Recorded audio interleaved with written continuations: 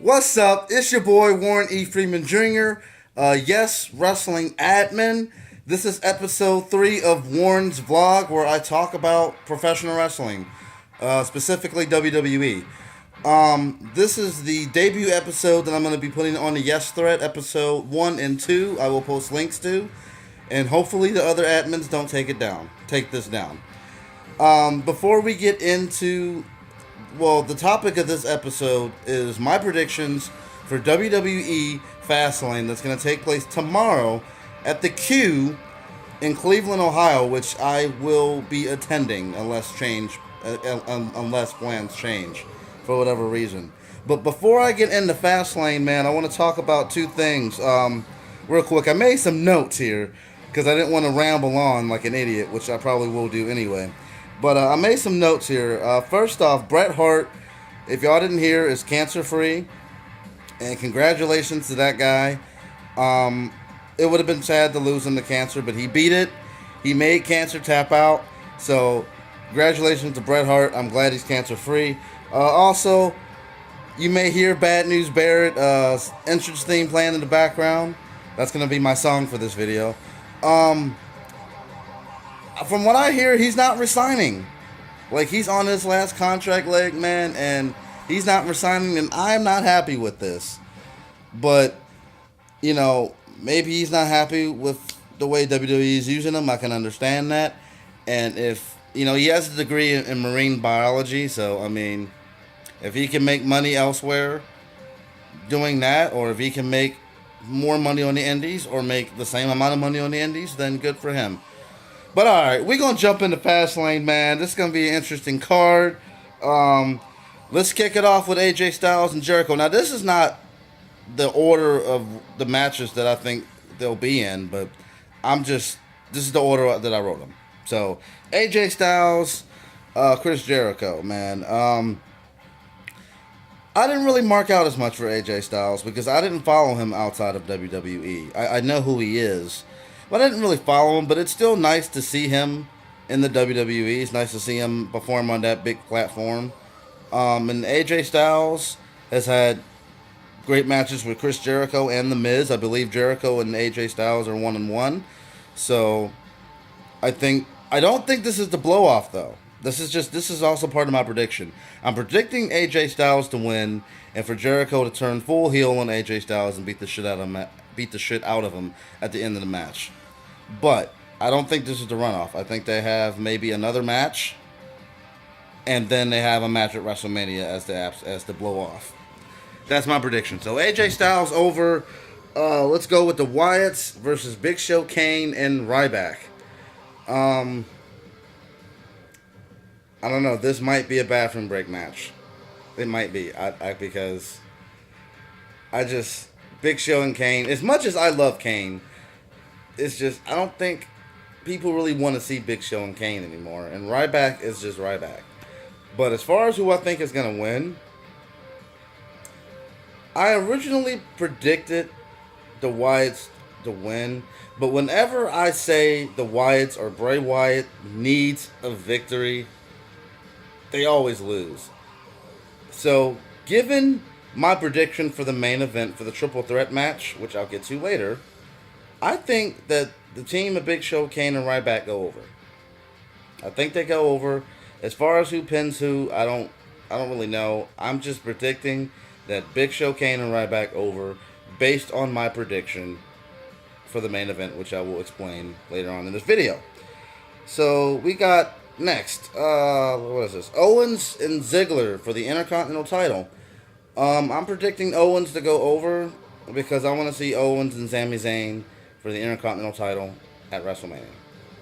So, that's my only reason for picking Owens to go over. Plus, Owens just won the belt, literally, last Monday? So, they're not going to just switch the belt 6 days later. They've done stupid shit like that before, but I don't see it happening. I want to see Owens and Sami Zayn at WrestleMania for the Intercontinental title. So I'm picking Owens over Ziggler here. Becky Lynch and Sasha Banks versus Team Bad. I'm thinking this might be on the pre-show.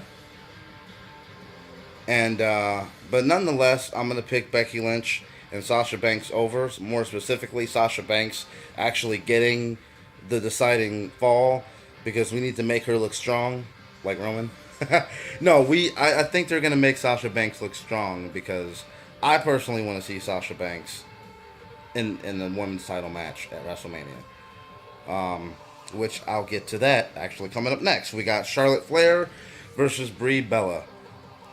This is a hard one, man. It really is because I got a feeling they're gonna do some shit like they're gonna have Brie win just because Daniel Bryan, retired. But I think if they do that, then I don't think they do it here. I think they do it at WrestleMania. Like Brie wins the title, and then the whole yes, yes, yes thing, and then Sasha takes it to the next night on Raw. So I guess for this match here, Charlotte and Brie, I'm picking Charlotte to win through nefarious means, using Ric Flair, having Flair kiss Brie. I don't think that would go over with Daniel Bryan very well, but Charlotte's going to use her dad to win like she always does. So Charlotte over. Kalisto versus Del Rio. Now, before I even get into this match, I need to bitch about Alberto Del Rio's finisher for a minute. I get detractors all the time. Wrestling's fake. Wrestling's fake. That fake shit. And most of the time I'm able to defend it.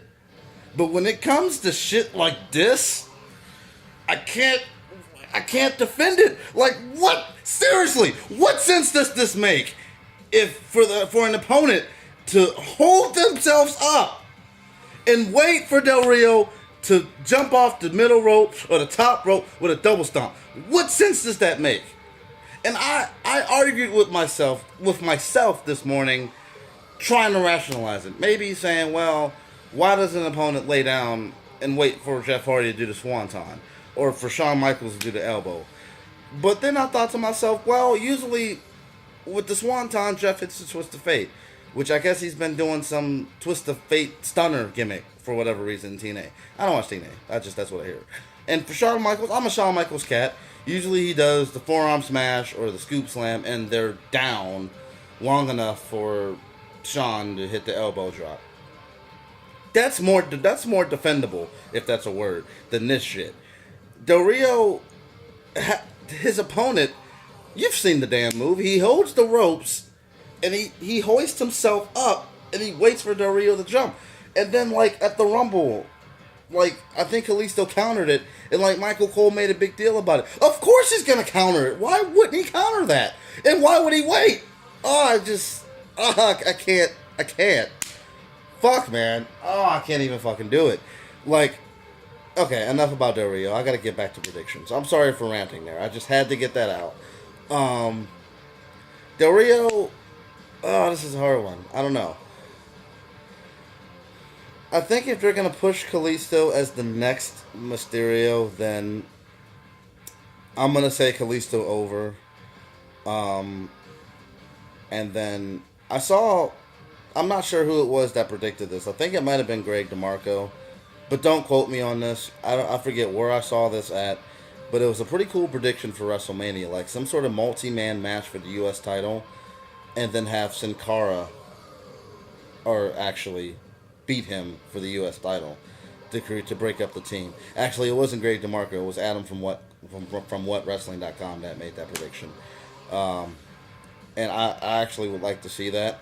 So I'm going to go with Kalisto over Del Rio, and then possibly Sin Cara winning the title at WrestleMania to break up that team. Now the meat and potatoes. The main event. What everyone wants to see. And triple threat match. Dean Ambrose, Roman Reigns, and Brock Lesnar. Now, I'm going to predict this. And I'm hoping that the WWE proves me wrong and swerves me. Because I hate to be right about shit like this, man. So here's what happens, right? Triple threat. It appears as if Brock Lesnar is going to win. Suplex City, bitch.